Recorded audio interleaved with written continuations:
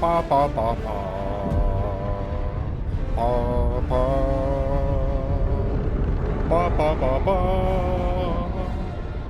The glorious sound of freedom rings once more with an Unjust update.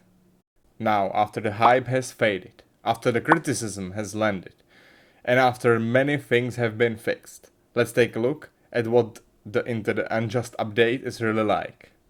A new wave of Xbox players shoot the player base up to the one of the highest numbers since the game release. Hundreds of thousands of players were playing Helldivers daily, and new content was just around the corner. The hype was unbelievable. They finally added what the community has been begging for: caves. But that wasn't all. The devs decided to add a Moth Dragon, new bugs, new planet, new missions, and even a new vehicle. And oh my god. As if that wasn't enough, they had a brand new war bonds ready for us. There was more than enough content. Our new expansion has taken us to Ocean. It's nice to finally have a planet that isn't a shithole like Hellmire. And there's no storm here either. Basically, you're playing as a space pirate, with one eye constantly adjusted to the darkness of the caves, while the outside world blinds you the moment you stepped out. Water is a pleasant counter-element of the planets. At least if you don't mention the fact that you can't swim, so you might drown in the split of a second, with the depths impossible to see.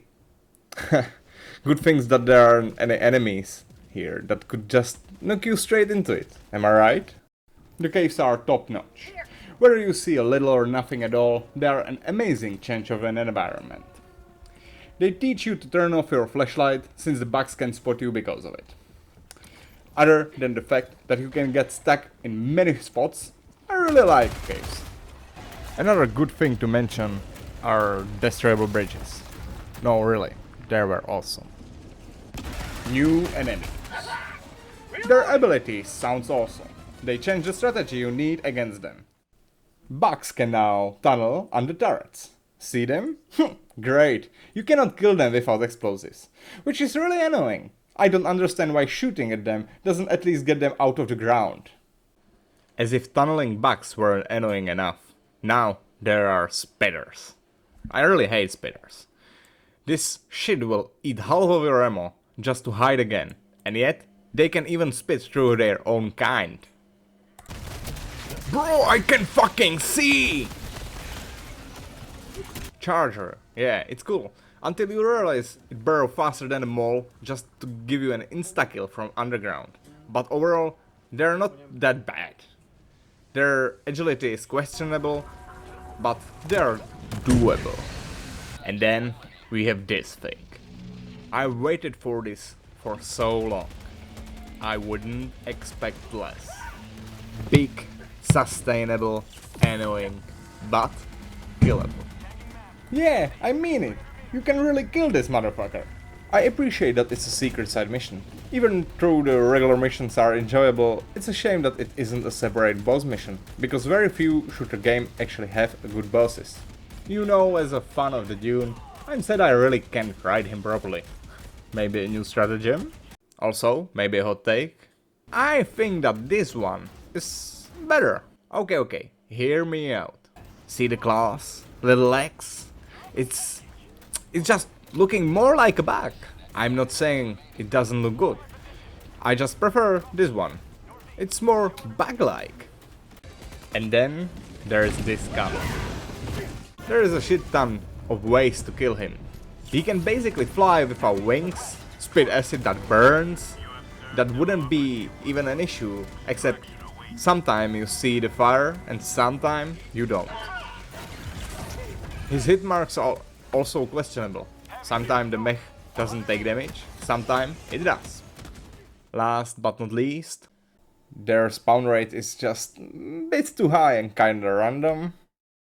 Sometimes there are two of them, sometimes even more. And then you think to yourself that you are safe, but you are not. His skill to fly in confined spaces is better than Anakin Skywalker within the droid destroyer, I'm telling you. one of other enemies we wanted, and we luckily got it.